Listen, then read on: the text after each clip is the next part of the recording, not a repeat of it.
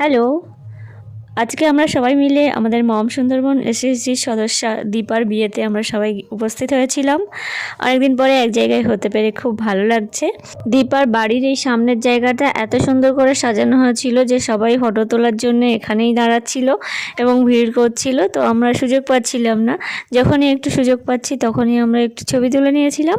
আর এটা হচ্ছে দীপার বিয়ের মণ্ডপ। তো চলো দীপার সাথে একটু দেখা করে আসা যাক। আর সামনে যা ভিড়, তো ভিড় ঠেলে আমরা চলে এসেছি। এই যে আমাদের দীপা ও তার বর বিয়ের জায়গাতে বসে আছে, বিয়ের কাজ চলছে, তো তার মাঝে মাঝে গিফটও নেওয়া হচ্ছে। তো চলো এবার আমরা চলে এসেছি ফুচকা খেতে। আর এই ফুচকা খাওয়ার কথা আমার অনেক দিন মনে থাকবে, কারণ এখানকার ফুচকার আলু মাখাটা এত সুন্দর হয়েছিল যে আমি অনেকগুলো খেয়ে ফেলেছিলাম এবং আমার তো ভাবলেই এখন যে জিভে জল চলে আসছে। তো যাই হোক, ফুচকা খাওয়া শেষে আমরা আবার বিয়ের মণ্ডপে চলে এসেছি। আর এই যে আমরা 5 মূর্তি, আমি, টুম্পা, আজিজা, উমা এবং সন্ধ্যা। আজকে সবার সাজটা কিন্তু খুব সুন্দর হয়েছে, সবাইকে দেখতে খুব সুন্দর লাগছে। আমরা এখানে দাঁড়িয়ে একটু আড্ডা মারছিলাম আর সেই সাথে চেনা পরিচিত অনেক লোকদের সাথে দেখা হচ্ছিল, তাদের সাথে একটু হেসে কথাও বলছিলাম।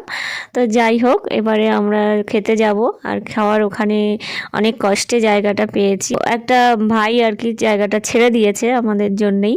তো এই জন্যে ওইদিকে 3 জন বসেছে আর এদিকে আমি আর আজিজা বসেছি, সামনাসামনিই আছি কিন্তু এক জায়গায় এক টেবিলে হয়নি আর কি। তো চলো খেয়ে নেওয়া যাক, এরপর আবার সবাইকে বাড়িয়েও ফিরতে হবে, রাত অনেক হয়েছে। তো বিয়ের খাওয়া দাওয়া বেশ ভালোই ছিল। খাওয়া দাওয়া শেষে আমরা আবারও সেই গেটটার সামনে চলে এসেছি। এখন দীপার সাথে দেখা করব, তারপর বাড়ি ফিরবো, কিন্তু তার আগে কয়েকটা ছবি তুলে নিলাম জায়গাটা ফাঁকা পেয়ে। তো দীপাও চলে এসেছিল পরে, তো ভালোই হলো, আমরাও কয়েকটা ছবি দীপার সাথে তুলে নিয়েছিলাম। আর সব শেষে দীপার নতুন দাম্পত্য জীবন সুখের হোক, সবাই মিলে এই প্রার্থনাই করি। তো আজকের মতো টাটা, দেখা হচ্ছে নতুন কোনো ভিডিওতে।